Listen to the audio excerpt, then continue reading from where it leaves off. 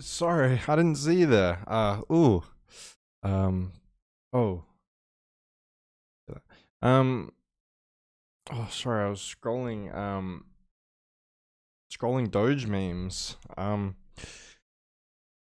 Sorry about that, but I'm sure you can see by the title of this video, that today we're not going to be talking about Doge memes. Let me pull this image up real quick.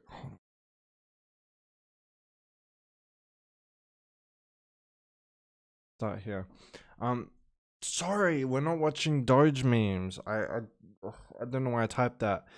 Today, what we're going to be talking about, you and me, just you and me, is series I plan on starting or finishing or just reading in 2023. And now I've got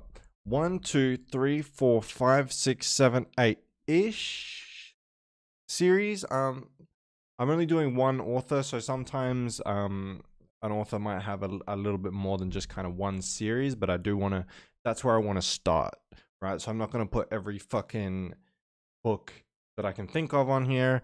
And this isn't standalone books either.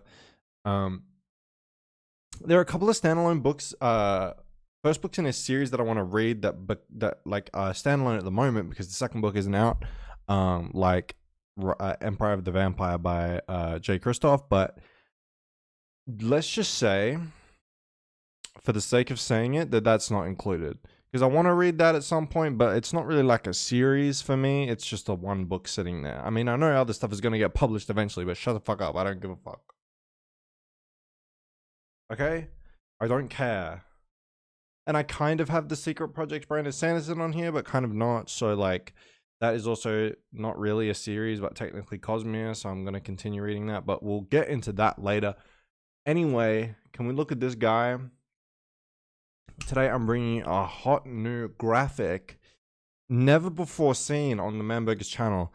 This came requested by some motherfucker, bitch ass hoe that was like, can you put the photo of the thing up? And I said, no, I'm not going to edit the fucking video. But then I thought, I know something that I can do. I'll do it live.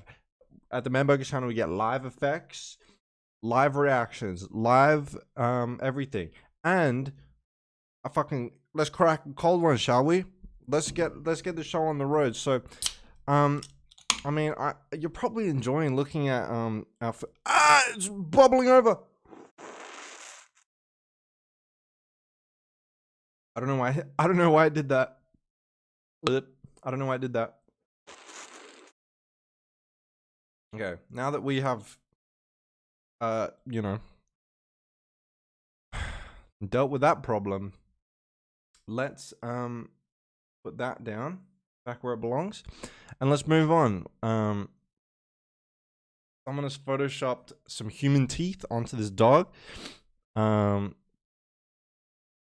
But that's not what we're here for today. That's not what we're here for today. In no particular order. Let me fucking say this, because the actually, no, there's no point skipping ahead.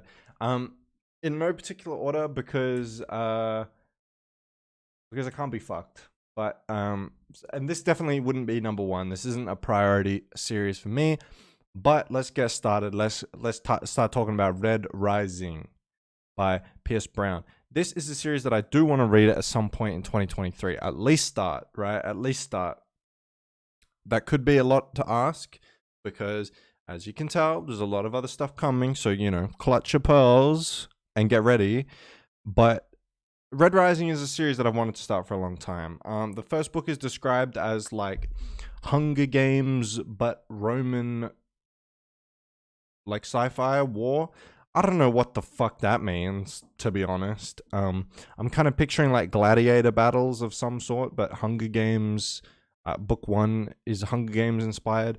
I did just read a gladiator kind of inspired fantasy book, which didn't really sit that well with me, considering how much I enjoyed the first book, but we'll get into that later. Red Rising is sitting here, sitting pretty, looking good. It's something that I've wanted to get to for a while. I quite like sci-fi, but I tend to not read as much of it. I tend to go more for like fantasy or whatever. And I think sci-fi is like a difficult genre, right? Because the actual like sci-fi doesn't really feel very limiting when you really do think about it. It's anything really, science fiction, technology, that kind of thing. Um, aliens, oogity boogity, whatever. But I feel like a lot of sci-fi series tend to do just the same thing, which turns a lot of people away from the genre. It's kind of made the genre not really as exciting as something like fantasy, which, you just add a magical element and it can really take off and do what it wants. But I do think there's a lot of room for sci-fi. And I think this might be the only sci-fi. No, I take that back. There is another sci-fi series on here. But yeah, I do want to get to this book. I'm excited about it. I've heard good things. I've heard the first book isn't as good, and it kind of gets better from there. But if we're dealing with Hunger Games, science fiction Hunger Games, like, bitch, I'm there. Like, count me in. The thing that I didn't love about like the Hunger Games, the actual books themselves, is I didn't really feel like I got enough games, and I didn't get enough action in the games, right? Because you're just following Katniss, and you don't really get to see like the slay, like the girls that just go around and like hunt and kill and like fight and stuff. So I'm hoping this has a bit more of that, I suppose, a bit more focus on the action within the games. Even though I'm not a very action oriented reader, when it comes to something like a battle royale or a Hunger Games, like, consider me fucking turned on. Like, I want to see the action. I want to know what the girls are up to. Like, I need to know all of it.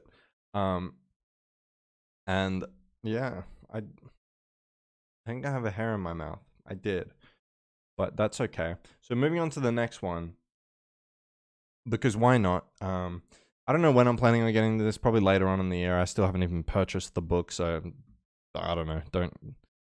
Don't come asking me. Next we have. I like how my face changed color, kind of, depending on.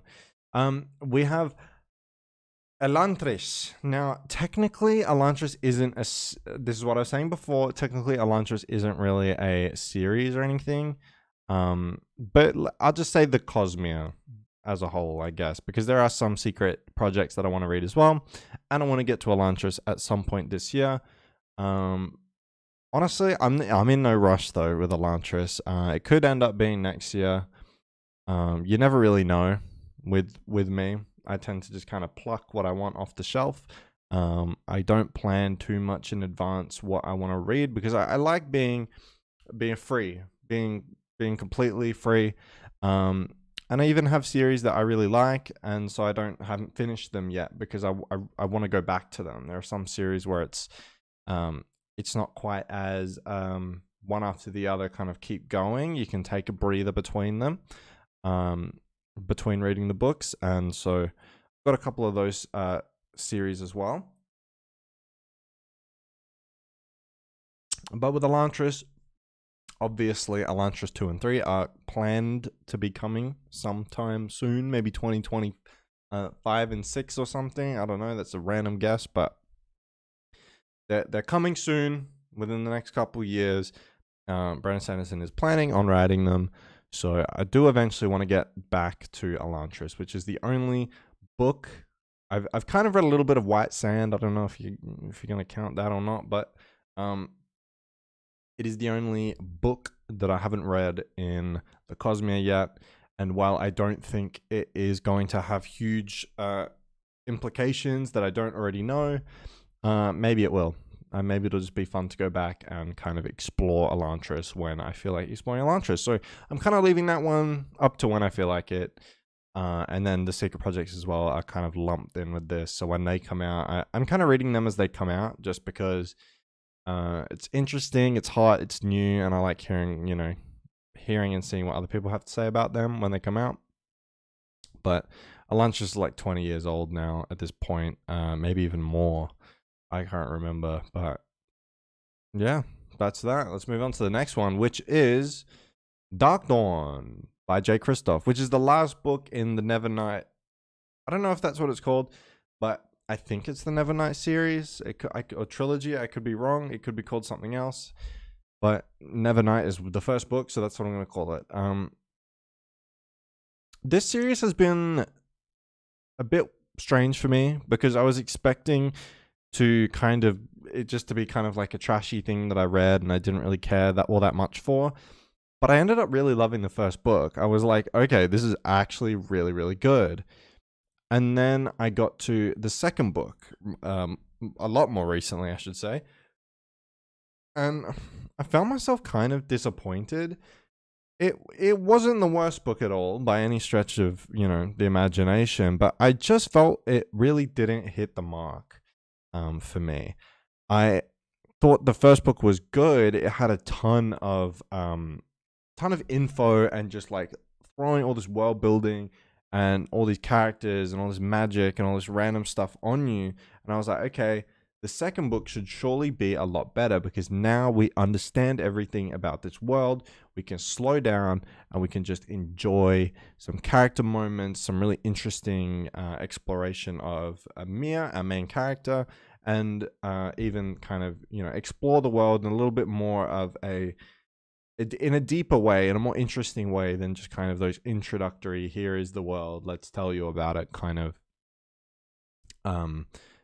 of passages that I didn't really love about the first book, but overall I actually did really find myself enjoying the first book. Again, I almost feel like a bit naive going into this book because I expect it to be really good again. But that's what I thought about book 2, right? Because I thought, okay, we kind of can release the shackles and go off and have a good time. And book 2 ended up not quite hitting the mark. Because we went and did the fucking gladiator thing, which, I talked about during the Red Rising discussion or whatever. But yeah, we went and did the gladiator fucking battle royale and all this fucking random fighting and whatever. It was fine, but I don't know if it makes me seem a bit naive going into this one and going, oh, actually, maybe I think this could be a 5-star. But it definitely has the potential to do that. I'm not going to say it will because it probably won't, but it has the potential to. Without all that baggage of the first book that the first book had to deal with, trying to deliver these, set up the world, set up the plot, set up the characters, set up everything. This book just has to close the story off, tuck it away. And I don't think that should be too hard at all from where we are in the story. But Jay Kristoff always surprises me. The first book I didn't expect to like, and I loved it. And the second book I thought, okay, I'm gonna love this book, and then I only kind of liked it. And so now we're at book 3, where I really don't know what to expect, but hey, I'm probably gonna read it sometime this year, probably sometime next month maybe, and just kind of see what I think. Finish off this trilogy, see what I think. That's Dark Dawn. Yeah, I'm pretty excited just to see what happens. But I'm not, my expectations aren't too high because I whatever. Oh, we got to zoom in on her a little bit. We've got Scott Lynch, Republic of Thieves. Now, this book or this series is a series that I've been reading for all throughout 2022. Scott Lynch, author of Red Seas Under Red Skies. I mean, I don't know why they listed the second book in the series. That kind of confuses me, but I'm really excited for this book. I'm not rushing to get into it because I really do want to savor the Gentleman Bastard sequence. It's one of my favorite series of all time. I love it so much. I think the characters are amazing. I think the way that Scott Lynch develops the plots and like the intricacies of the plots and the master plans and all that kind of stuff is so enthralling to read. I love it so much. The Lies of Locke Lamora is my favorite book of all time, I'd say, that I've read so far. I mean, I don't imagine it's going to stay up there forever, but it's an amazing book. I love it so much. And yeah, book 3, it's sitting there. I can't wait to get to it at some point, but um, it's kind of bittersweet because I know when I finish this book, there's probably not going to be anything for a very, very long time. Scott Lynch is already on a 7 or 8 year hiatus from writing, and I'm not sure if and when that's going to end. And yeah, I mean, this book isn't the conclusion or anything, so I know getting to the end of this might leave me wanting, so I'm just kind of waiting, biding my time, and I'll get to it at some point. I have heard some people say that they didn't like this book as much as the first two. Um, I I love the cover. I don't really know what it's about, to be honest. I can maybe guess, but I don't really know what it's about. But to be honest, I can imagine myself really liking this. It's a bit like Dark Dawn by Jay Kristoff. It has a lot of potential. Like, this has potential to be one of the best books I've ever read. Because, the first two Gentleman Blasters books were that for me. So if this book can live up to that, it's gonna be fucking amazing. But yeah, no rush really to get to this. I'm just kind of chilling, waiting. We finally get to see a character that's been being teased for 2 books, I think, in this one, so that's exciting. And yeah, hopefully sometime this year we'll hear some news about Scott Lynch continuing the series. I mean, people have been saying that for fucking years now, so who knows if that's gonna ever happen. But I can pray, and I'll have this book on standby whenever I feel like reading something that I know I'm gonna fucking love. Like, I know I'm gonna fucking love this book, whether or not it is better or worse than any of the other books in the series. That doesn't really matter for me. I just love Scott Lynch's writing, and I love these characters, so he can kind of do no wrong, in my opinion, from 2 books of experience. But he can do no wrong. I know his talent is very apparent from those first 2 books. Now, this series is a cool ass series that is the second sci-fi. Well, technically second, maybe there'll be 3.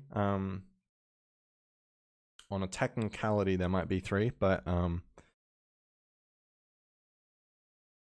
the Sun Eater Saga is, I think it's about, the story opens up with some dude, I don't know his name, some guy saying like, I'm just about to blow up the sun and kill 4 billion people and a whole entire alien race, and I'm about to fuck shit up.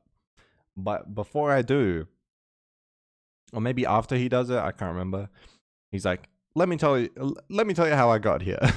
Pause. Yep, that's me. Let me tell you how I got here.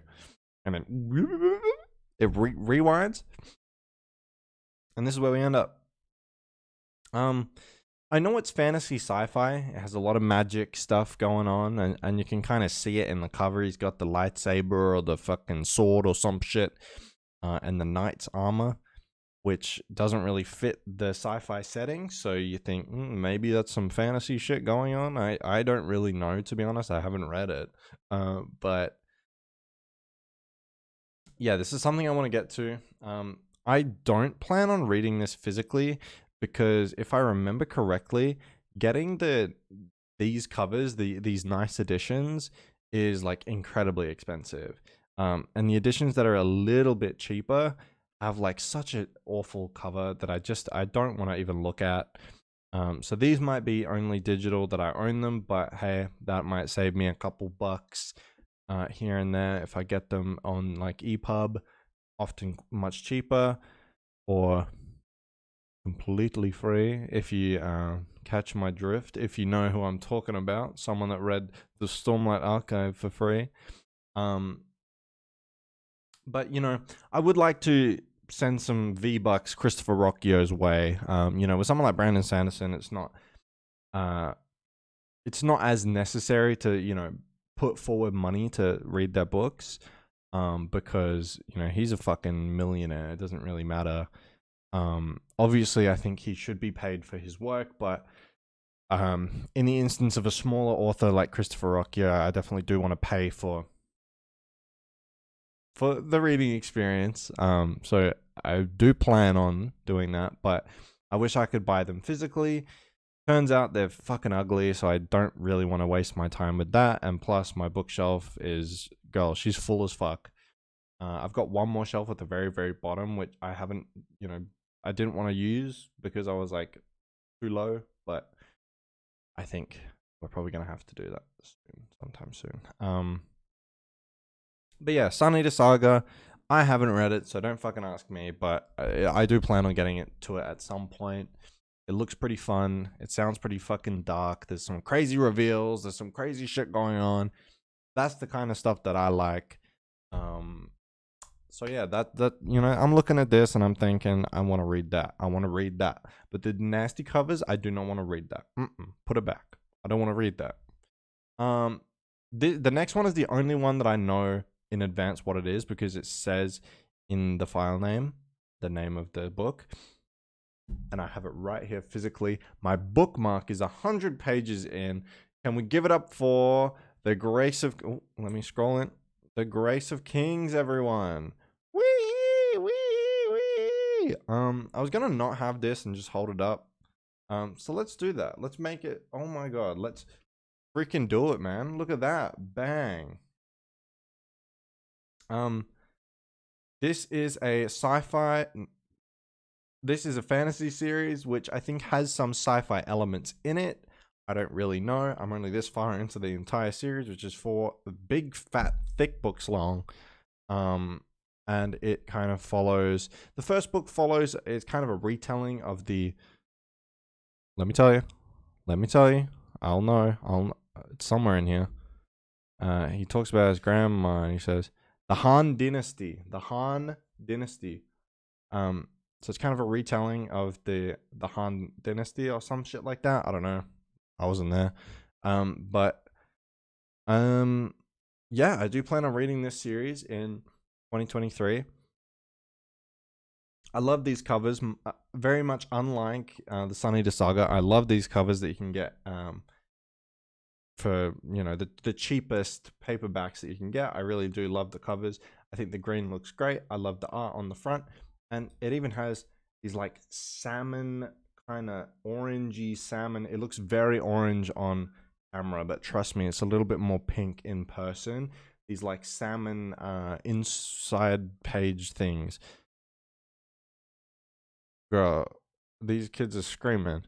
Shut the hell up. But it looks really nice. It's a lovely edition. I like the book. I like reading it. I'm 100 pages into this series, so what can I really say about it? But it's cool. I like it. It seems a tiny bit more character focused than I was expecting. And I've really realized if something isn't character focused, like I do not tend to like it. I really like character studies and character focus and character relationships and dynamics. But this book is just what I'm reading at the moment, and I'm liking it. Look at that. I'm on Cooney's Choice, page 104. Going good, going strong. I do hope to get to the rest of the series at some point. But the last book, the edition that I want that would line up with these ones, comes out in like May of this year or something. So I kind of have to wait to read or whatever to get to the end of the... I gotta do a sniffle. Wait, I can mute. Look at this.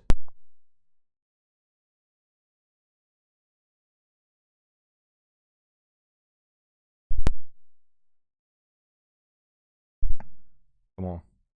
But there you go. Sorry, that was gross, but you couldn't hear it. You could see it. I could have been lying. I could have just gone like and not actually sniffled. Sorry, I have a running nose at times. Like, it's so hard being a girl on the internet. Anyway, next series. I'm so drunk. This is my first headache. Next series. I'm trying to guess. Oh, I do know the next one. I know the next two. The next two are really exciting. Wait. I think I missed out one.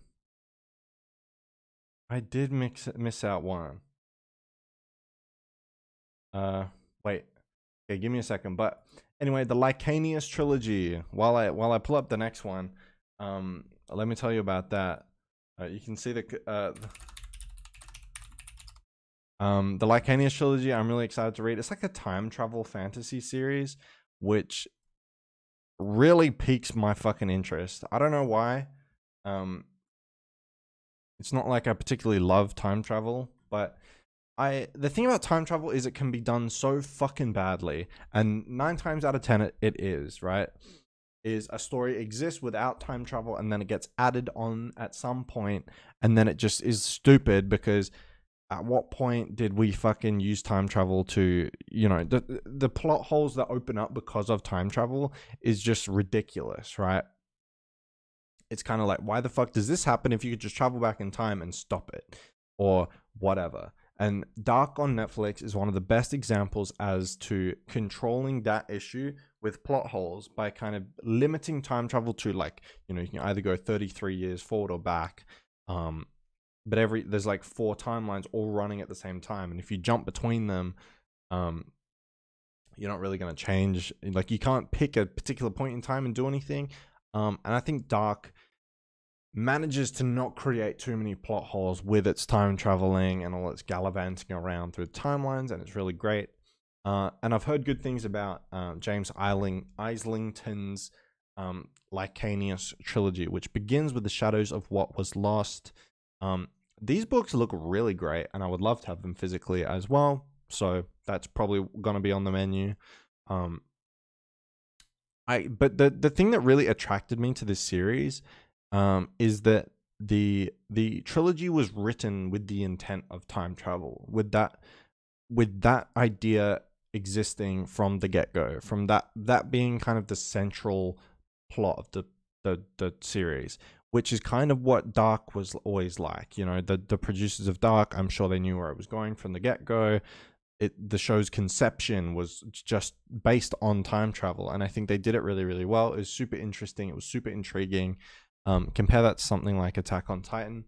Boom, check out the ink, the fucking sick ink, man, which kind of ruined its own story with time travel. And now I love Attack on Titan. It's one of the best things I've ever fucking seen in my whole life. It's so good, but the last kind of season of the show, should we say, or the last bit of the manga was kind of bad because of the time travel stuff that existed. Plot holes started opening up, and the way that characters thought didn't really line up anymore because they were capable of time travel. It wouldn't really, their motivations would change due to this element being opened up and introduced to the story. So having it here from the get-go, I'm actually really excited to get to the series. I've heard good things about the character work, which, if you want to turn me on, that's how you fucking do it. And to get those kind of, the engine roaring, the gears moving, talking about character work, the last 2 series on here are fucking character work is what everyone talks about, and I'm so excited to get to these. First up, we've got Robin Hobb's Realm of the Elderlings. Now, I put Assassin's Apprentice on here because that's probably where I should start if I'm gonna read it. The Realm of the Elderlings, and I know it's the first book in the series, probably where I should start. But what I'm really excited for is the Live Ship Trader trilogy. I'm so excited for that. It just sounds so good. I've seen people read it and review it and stuff, and all their comments just they sound like honey to me. Right? I just want to eat that fucking book up. Or the trilogy up. It sounds so good, but I think I want to get through Assassin's Apprentice first, because hey, I may as well read it in the fucking intended order, instead of just jumping in randomly where I want to, even though I want to read about that damn book. I want to read about that fucking live ship. I want to read about that book. That boat is what I meant to say. That boat. I want that boat. But Robin Hobb's character work is always praised and people fucking love it. And if I don't end up loving this trilogy, that could happen. That could end up happening. But if I don't end up loving Live Ship Trader trilogy, I don't even know. Like that, I don't know. I've hyped myself up, maybe too much. I don't know, but I want to read that bitch. I want to read that bitch. I do want to own these physically as well. I don't own any of Robin Hobb's books physically, but I do love these editions. They kind of have like textured fronts and stuff. I think they're really, really cool. I wish I kind of hated them because then I could get them all on my phone and save some money, because there's a lot of books in this fucking series, or this Realm of the Elderlings universe. But hey, what can you do? Not much. Yeah. We'll see what happens with having these books physically or not. I do really want to, but you never know. You never know. I'm excited for it though. Robin Hobb is always praised as a character author or whatever, and I fucking love characters, man. They're fucking awesome. So, and then finally, the one I forgot, the one I had to go and type in, the one I almost started like 3 days ago, Joe Abercrombie, The Blade Itself. I don't know what this trilogy is called. Maybe it's just the Blade Itself trilogy. I actually can't remember. I can't remember. I think it might be the Blade Itself trilogy. Anyway, I do own this trilogy physically already, so that's not a question, but I'm super excited for this book and the series. Like I said, people are always praising Joe Abercrombie for his characters. And because this book is a grim dark, it does get a little spooky, a little fucking crazy, a little bloody, a little bit of sex as well. I know it happens. I think between fucking maybe spoiler, cover your ears. No, actually, I don't know. I think there's incest somewhere in this series. But whatever. But I'm excited, not for that, but just for the series. It just seems like something I would love a lot. I love character work as much as the fucking next guy. I mean, I've been talking about it all episode, bitch. But there's a point in time where I got to go back to my roots, and that was it's kind of the grim dark roots. I really love dark and gritty and whatever. I've kind of moved away from that recently, because I used to be like, the book's got to be dark and crazy and fucked up for me to like it. And I don't obviously necessarily think that's the case, but I always thought it enhanced the story. Now I don't think it, it doesn't matter if something's grim and dark and horrible or not. It depends on the ability of the author to create a world that's compelling and with characters that are nice to see. I do believe that character fragility is something that is necessary in like action or whatever in series where characters are being placed in harm's way quite often, that characters should feel like they could die during certain action scenes and stuff, because I think not having that creates this really diluted, kind of boring reading experience where you're not really that interested in what's going on, because you kind of know that a character isn't going to die because the likelihood of them dying is so low. That's something that's kind of spawned in a bit recently with stuff like Walking Dead, Game of Thrones, which are really quite famous for killing main characters off as needed to really prove how harsh the world is that these characters live in. And I'm not saying that Joe Abercrombie just kills his main characters or anything, but that kind of ties back into why I thought grimdark was a really cool and great genre. And I still think that is one of the most powerful aspects of grimdark, is often authors are willing to kind of characters that may be beloved, may be interesting, and may be great for the good of the reader, right? For the good of the story and for the good of the narrative. Sometimes it can go wrong. It definitely can. I think The Walking Dead killing Glenn off is one of those examples where it just went really poorly for the showrunners.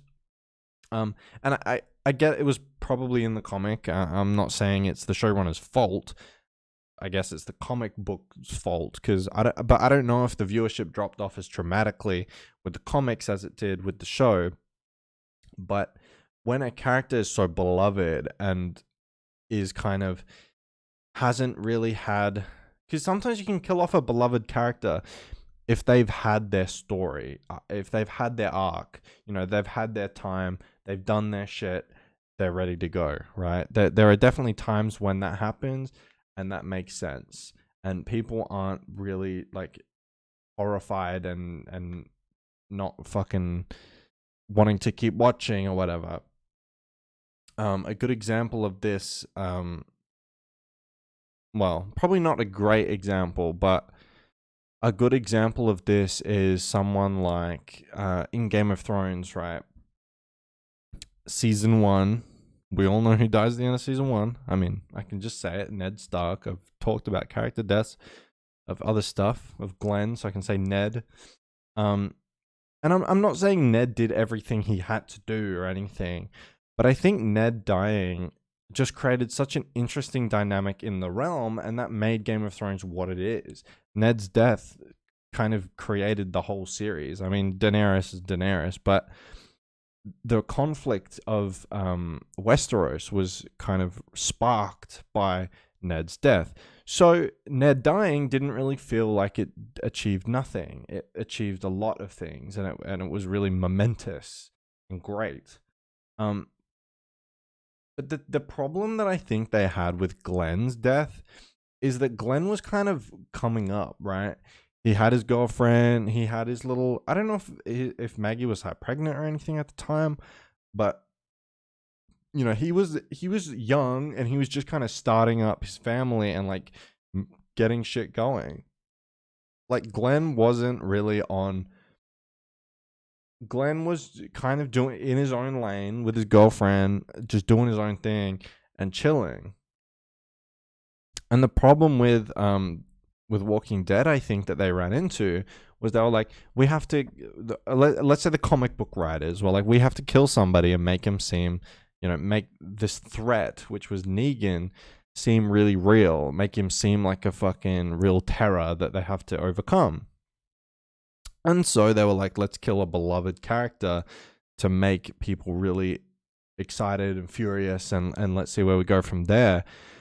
But I think one of the things that Walking Dead, the show, kind of ran into, one of these problems the show ran into, was Glenn was one of the only characters that younger fans of The Walking Dead were able to really connect with and grab onto. We were left with like Rick Grimes, fucking Carl, Carol, Daryl, fucking Dingus and Bingus. Like, for me personally, there wasn't many other people in the Walking Dead cast that I really gravitated towards and really was holding on to. It's like, this is one of my favorite characters. I love this character. I love what they're doing. Glenn was that for me and for, hundreds of thousands of other people. And I think when they killed him off just to kind of create a slightly bigger threat out of some random fucking dude, it just completely threw things off. And I know I'm ranting about The Walking Dead and about fucking Game of Thrones or whatever, but in the end, Grimdark is what it is. It kills off people. It's bloody. It doesn't hold no punches. But I don't feel like it's necessary, right? I mean, you've got something like Stormlight Archive, which personally, I think could even use a little bit more death. I feel like there are times when I want the threats to feel really real, to feel really powerful, and like it's gonna take us the fuck out, right? Mistborn, Era 1 and 2 did this pretty well, by killing some characters off at times when it needed to make the threats that the characters were facing seem really, really real. I mean, the threats in Era 1 were bigger than the threats in Era 2, and that's why there's probably more deaths in Era 1 than there is in Era 2, but it's just about creating this really threatening thing that our characters are fighting against. Era 1, it felt really threatening to be on the good side, right? It felt really like this threat was really real, that like danger was fucking looming, that shit was not chill. But in Era 2, like things are kind of a bit more chill, but Era 2 is fine in that regard, like that's what they were going for. But in Stormlight, the threat is supposed to be really, really real. Like it's supposed to be really, really real. And people die in Stormlight Archive. I'm not saying they don't. Quite a few main-ish characters die in the series, but I think something that Stormlight Archive is going to achieve in Book 5, and I think with the release of Book 5, I probably won't have this perspective, but it's kind of killing. It's probably going to kill off one, maybe two major characters. And that's going to change the whole dynamic of the book series and everything. And the threat that is looming in Stormlight Archives is going to seem really, really real now. But up until this point, I think he's been a little bit hesitant to kind of drop the hammer on some of these characters, or develop some extra characters that can be killed off, like members of Bridge 4, for instance, or Shallan's light weaving crew, or some, I don't know, maybe extended members of fucking the family or something, of like the royal family, that can be killed to make these threats feel really real. I mean, go to the ending of Oathbringer, which is this huge, massive action scene where there's so much shit going on. There's basically the biggest fucking war that we've seen so far in the series. Oh my god! Like, one person dies, and like they are like not really relevant, and they're not even on the good side. They're like a bad person, and it's kind of like, oh, I suppose, but this was supposed to be like a huge fucking war, like this massive battle, and we've got like one guy dying, and he was on the enemy fucking side anyway. It doesn't really land the same.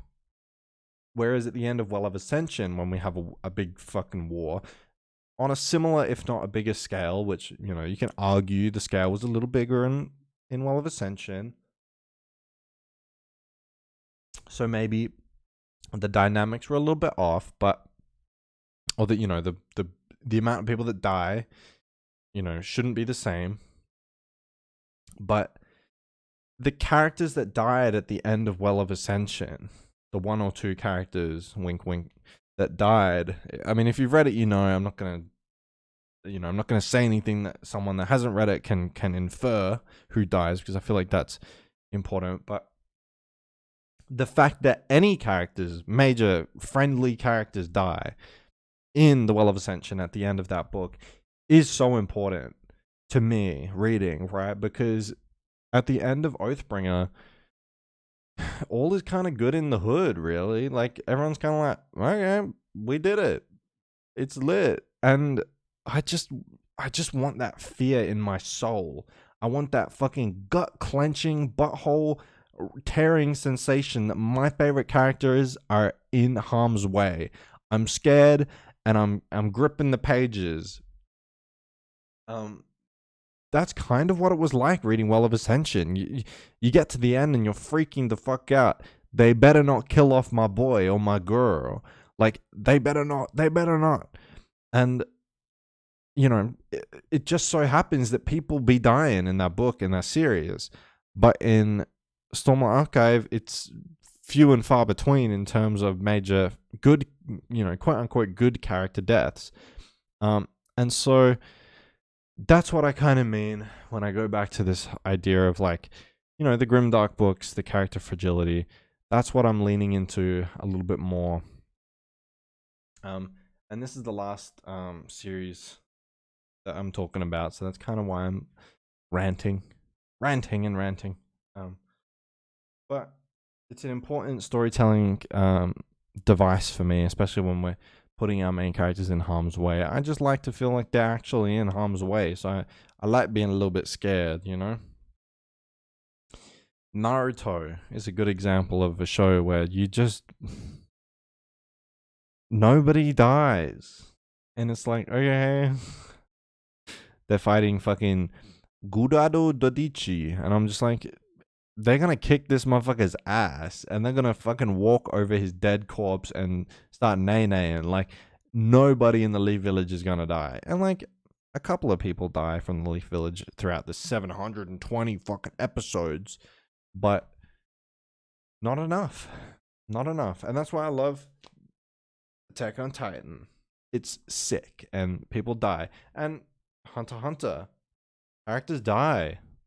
Probably not as many as like Attack on Titan. I mean, Attack on Titan's famous for just kind of killing your favorite characters sometimes, but I'm gonna shut up.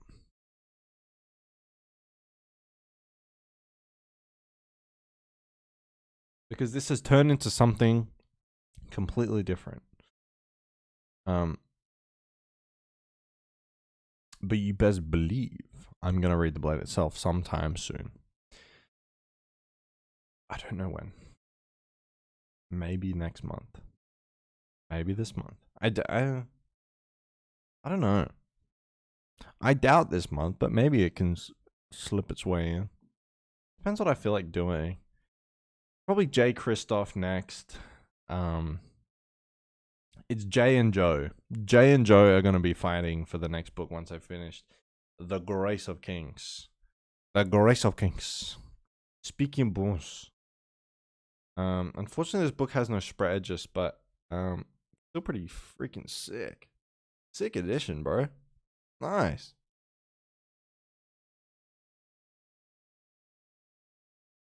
What else I have to say? Nothing. Shut up. I